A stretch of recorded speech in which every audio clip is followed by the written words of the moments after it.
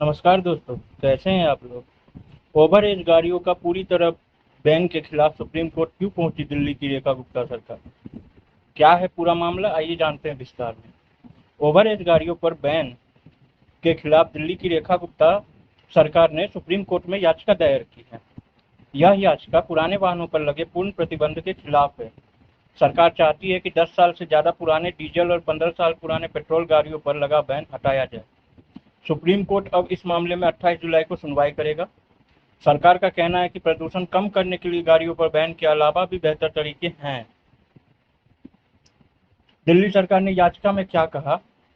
दिल्ली सरकार ने supreme court से 29 अक्टूबर 2018 के आदेश को वापस लेने की मांग की है। उस आदेश में पुराने वाहनों पर प्रतिबंध लगाने के नेशनल ग्रीन ट्रिब्यूनल एनजीटी के फैसले को सही ठहराया गया था।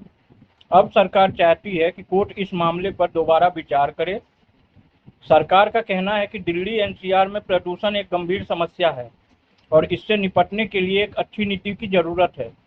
सरकार का मानना है कि सिर्फ गाड़ियों की उम्र के आधार पर उन पर प्रतिबंध लगाना सही नहीं है। गाड़ियों पर बैन लगाना बिल्कुल भी सही नहीं है।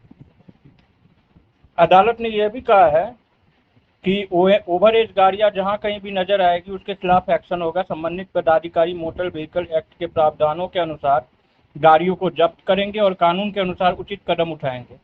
इसका मतलब यह है कि अगर कोई व्यक्ति पुराने वाहन चलाता हुआ पाया जाता है तो उस पर कानूनी कार्रवाई की जाएगा, उसके वाहन को भी जब्त किया जा सकता है। एनजीटी ने 26 नवंबर 2014 को एक आदेश दिया था। उस आदेश में कहा गया था कि 15 साल से पुराने वाहनों को सार्वजनिक जगहों पर खड़ा नहीं किया जा सकता। अगर ऐसे वाहन कहीं खड़े हुए मिलते हैं तो पुलिस उन्हें उठाकर ले जाएगी। यह नियम सभी तरह के गाड़ियों पर लागू होता है, फिर चाहे वह टू व्हीलर हो, चार पहिया या भारी वाहन। दिल्ली सरकार का मानना है कि पुरानी वाहनों पर पूर्ण प्रतिबंध लगाना सही नहीं है। सरकार चाहती है कि कोर्ट इस मामले पर दोबारा विचार करे और प्रदूषण को कम करने के लिए और बेहतर तरीके खोजे। अब यह देखना है कि सुप्रीम कोर्ट इस मामले में क्या फैसला लेता है। आज के लिए इतना ही। तब तक सुरक्षित रहें, सतर्क रहें, स्वस्थ रहें। जय हिंद, जय भारत।